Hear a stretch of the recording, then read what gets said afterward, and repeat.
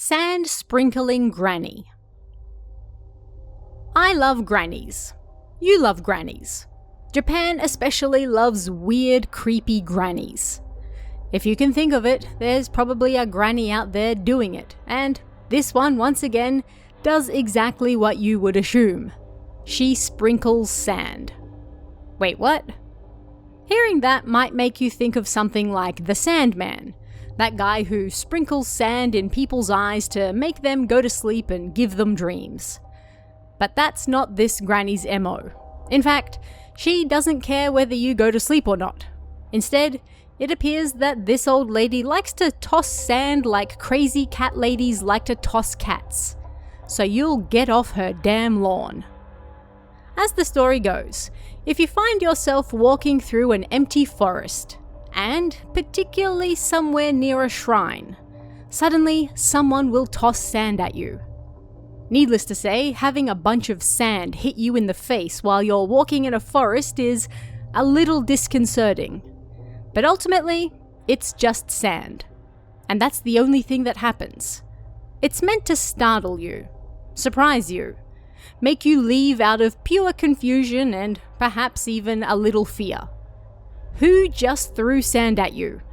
Who knows, but it's probably best not to hang around and find out. Tsunakake Baba, as she's known in Japanese, has actually been around for quite some time now. Her story gained popularity thanks to Yanagita Kunio writing about her in his Yokai Dangi collection.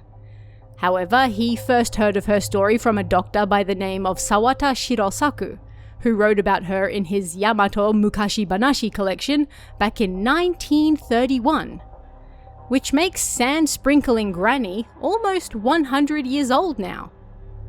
According to her original story, if one passes through the shadows of an empty forest, or the shadows of a shrine, a creature known as the Sand Sprinkling Granny will sprinkle sand on them.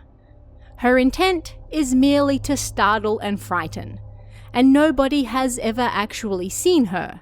Therefore, nobody knows what she looks like.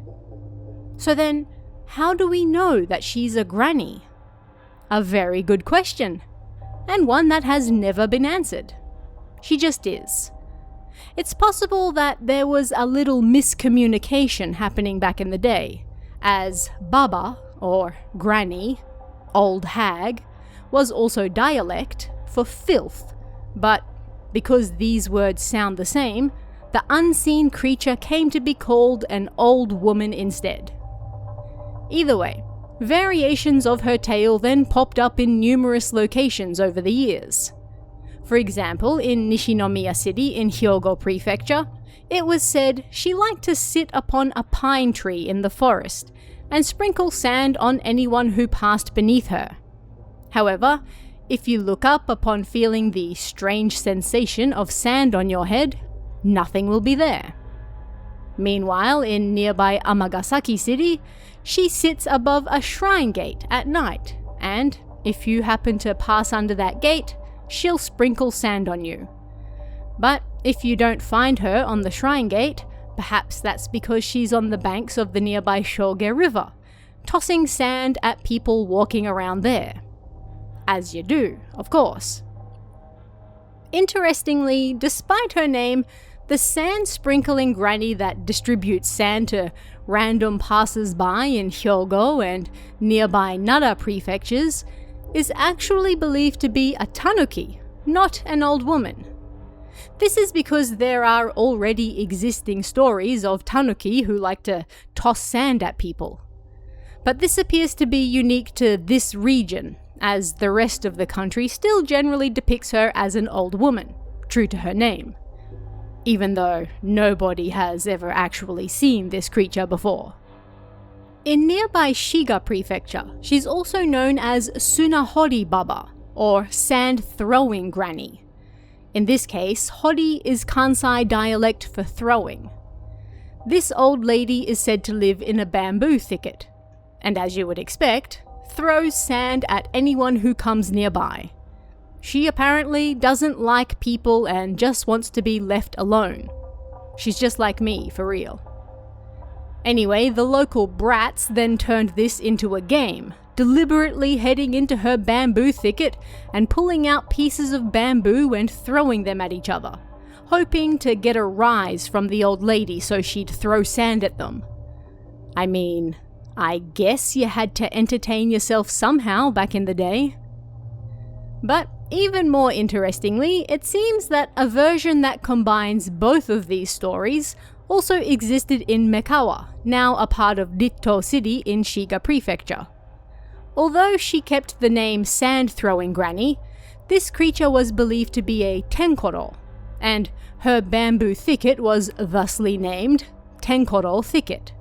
A tenkoro was a mix of a tanuki and a weasel, and of course it liked to scare people by rustling the bamboo when they walked by. Locals attributed this to the sand-throwing granny who lived there. But it was of course Mizuki Shigeru who ended up really making this granny popular with the masses. Although no one had ever seen this creature before, he went with a traditional old woman design to match her name, and took inspiration from the masks of Oni-Daiko drummers from Sado Island when designing her face. Ever since, this has become somewhat of the standard for her visuals. It's possible this creature was also inspired by the sand-throwing festival held at Hirose Shrine in Nara Prefecture. This is a festival held to pray for rain, and, perhaps not so coincidentally, takes place in the area where sand-sprinkling granny is most commonly sighted. At any rate, this creature doesn't appear to mean you any harm, so if you're walking through the forest one day and you suddenly find yourself hit in the face with some sand, don't worry. It's just a cranky granny nearby. Probably. Gravel Girl. This girl's a little more modern than her sand-loving granny counterpart. Gravel Girl is apparently one of the 7 school mysteries at an equally mysterious school somewhere in Japan. Not a whole lot is known about her origins, but as the tale goes, at this school, someone mixed gravel in the school lunch one day. Nobody was quite sure who would do such a stupid thing, but for some reason, all eyes turned to one of the quiet girls in class. And, upset that their delicious school lunch had been ruined, the kids all started to bully her. It seems even the teachers were upset as they turned a blind eye to the increasingly malicious bullying that was going on around them. Again, a reminder that nobody even knew who put the gravel in the food. But the class collectively decided that the quiet girl must have done it because quiet kids are creepy or something. Either way, the bullying got so bad that it seems it escalated to murder. One day, the girl was found dead beneath a giant pile of gravel. I don't want to know how many kids it takes to pile enough gravel onto someone to kill them, but here we are. Naturally, this girl's spirit was beyond upset, and so she was unable to move on. After that, students at the school claimed they saw a barefoot ghost covered in sand walking around the school grounds. When she opened her mouth to talk, sand and gravel poured out of it, and she was unable to say anything. The kids then called this ghost Gravel Girl. But like most school mysteries, there's no real zinger to her story. That's it. She's just a poor girl who was bullied to death for something she probably didn't even do, then returned as a somewhat unique ghost related to the way she died. It would, after all, be horrifying to go outside one day and suddenly see a spirit with sand pouring out of their mouth as they try to speak to you. Sand Person. Not a whole lot is known about this guy, but he's rather reminiscent of Sandman from the Spider-Man comics. It's said that this creature, shockingly, lives in sand, kind of like an antlion waiting for its prey. Nobody is actually sure what this creature looks like because, well, it's entirely made of sand. However, it's said that this creature will reach out of the ground, particularly in soft sandy areas like riverbanks, and latch onto people's ankles. Then it tries to pull you in like quicksand. And just like quicksand, if you struggle, you'll find that you're somehow unable to move. If you're unfortunate enough to be alone when this happens, GG. The sand person will pull you in and then presumably eat you, just like an antlion with its prey. However, if you're fortunate enough to have a friend with you, it's said that the combined effort will be enough to pull you free. Supposing you aren't both tiny little weaklings, that is. Hey, if you needed an excuse to go to the gym today, here it is. One story tells of a man who was walking by the river with a friend one day, when suddenly his foot got stuck in the ground. When he tried to pull it out, he realized he couldn't. Something was very obviously pulling him back and into the ground. Both he and his friend struggled against it, and ultimately they were able to pull him free. Yet, as they did, they noticed something horrifying.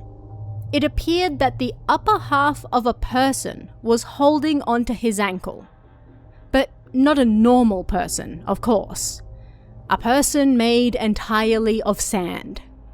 A sand person, you might say. And as soon as they pulled the man free, yanking this sand person out of their den, they crumbled, falling back to the ground as mere grains of apparently no longer sentient sand. But hey, as long as you're somewhat fit and have a friend with you, there's nothing to really fear here. Other than getting pulled into the earth and being consumed by sentient sand, of course. Although these days, that kinda sounds like a decent retirement plan, I'm not gonna lie. But what did you guys think of this one? Are there any other legends, creatures, or ghosts you'd like me to explore? Let me know in the comments below, and if you'd like to help support this channel so you can see more content like this, please consider hitting that join button down below as well. Every bit of support really helps. Thanks guys, and I'll see you again next time.